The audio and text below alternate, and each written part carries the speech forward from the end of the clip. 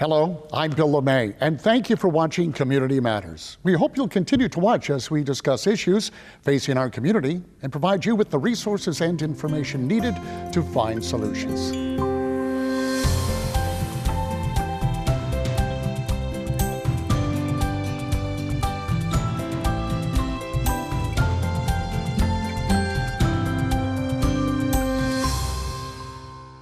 Welcome to Community Matters. Today we're talking about suicide prevention.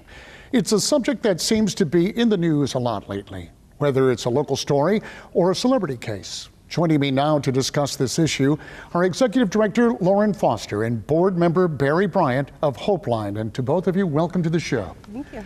This is a tough subject. I think most people probably know somebody or have been touched by suicide. Before we get into the ABCs of what we should know about it, tell us a little bit about your organization. So Hopeline has been around Raleigh since 1970. We've been around for a long time. We started it was in a church in a basement. It was like just a group of regular folks who decided that this was something that the community needed, and we've kind of been growing and changing ever since then. But that's a little bit kind of where we started. And we started as just a regular crisis line, what you would think of. You pick up the phone and call if you need to talk to someone. And then since then, we've kind of grown and changed in different ways, and we've added different programs. We have the crisis line, like I said, and then we added a text line in 2017. And then we also have a reassurance program where individuals can sign up to be in that program. They're mostly elderly, homebound folks, and we call and just check in on them every day and see how they're doing. So that's a little bit. So the overall goal of Hopeline was to hopefully be that last line of defense for that individual who's thinking about suicide. Yes. What are some of the statistics getting into that? Because I'm kind of in awe of it. I didn't realize just how often suicide happens in America. Well, you could look at that from two perspectives, one on a national front and then more locally, like in North Carolina alone. So since about 2012, North Carolina has averaged over 1,300 people dying every year by suicide. And on the national front, it's over 47,000 in 2017 who died by suicide. And we know about the national level that there were 47,000 that died by suicide, but there were over 1,400,000 who attempted suicide. So those are some of the baseline numbers that we talk about with statistics related to suicide. I mean, that's a lot of people. What is there a stereotype? Is there a certain, individual that is more apt to do that than, let's say, someone else? Yes, there is actually. There is.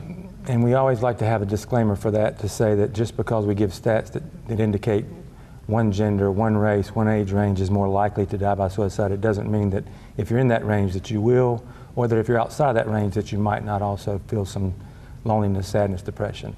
But white men in general are more likely to die by suicide, and white men in the age ranges of 45 to 54 or 85 and over. So there is a age range, gender, and race that are more commonly going to die by suicide. But you could drill that down even further and look at, like, veterans, for example.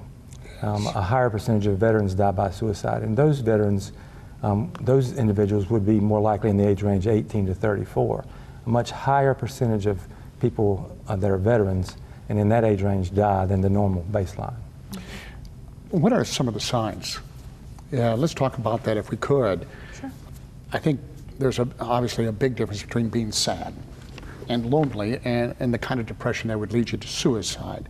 So if you wouldn't mind, talk a little bit about that.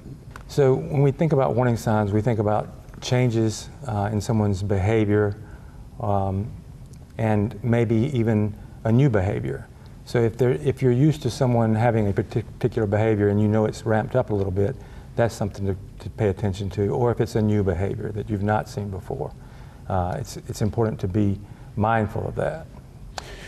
So Hopeline, if It's not just for the individual who's thinking about suicide. Right. If I, as an individual, see these signs, and we'll talk a little more in depth about that, Hopeline is a place I can call. Absolutely, yeah. We talk to people who themselves are struggling with thoughts of suicide or just general loneliness, depression, anxiety, anything of that nature. But we also talk to a lot of concerned friends, family members, things like that as well. So it's really for anyone who has questions about how they can be a better support to someone who they're concerned about, or how someone themselves can receive help. So what happens if I call Hopeline and I go, gosh, you know, I'm thinking about it, or even worse for a parent who maybe it's a sibling or a daughter or a spouse, right?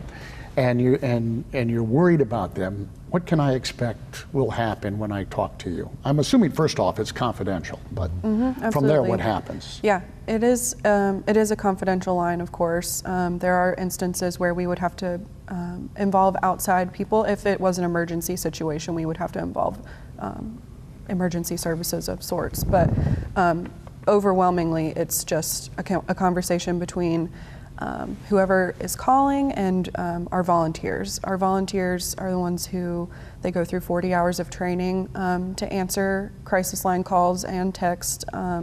So when you make that choice, and sometimes it's a difficult choice to call for help, and you hear somebody on the other line that just says, you know, hello, this is Hopeline, and you just kind of have a conversation, and we try to work together to figure out the best way or what's going to work best for you in your situation, or we'll refer you to some resources, or we'll just generally, sometimes just talking to someone else who doesn't know your situation at all is relieving for someone. So, What I love most about Hopeline is that the core philosophy of what we use is called active listening. It's an approach that you call, and we aren't trying to fix anything. That's not a goal of ours. Instead, it's to listen to you, because we know that the reason you called is you need someone to listen, someone to care, and that's what we do. Non-judgmental listening, and we care and we support. And if you ask for resources, we'll try to share those with you as well.